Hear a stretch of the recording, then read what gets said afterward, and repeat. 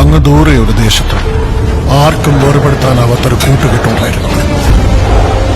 നിനക്ക് വേണ്ടി വേട്ടമൃഗമാകാം, വേട്ടക്കാരനുമാകാം, നിനക്ക് വേണ്ടി മാത്രം.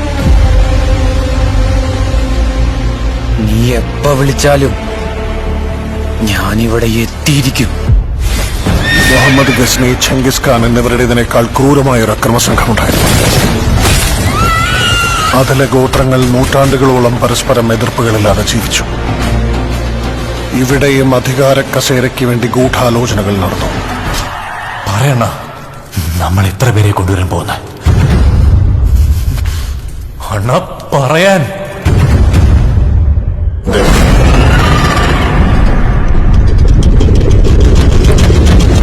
നമ്മുടെ ആർമി എവിടെയാ?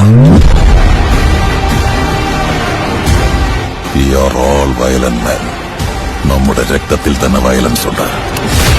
കൈത്തളകൾക്ക് വേണ്ടിയും കഷ്ണങ്ങൾക്ക് വേണ്ടിയും പോരാടിയത് മതി. നിന്നെ തുടരുതെന്ന് പറഞ്ഞതല്ലേ?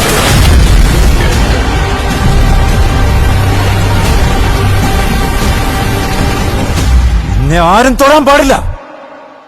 Please, hi, kindly.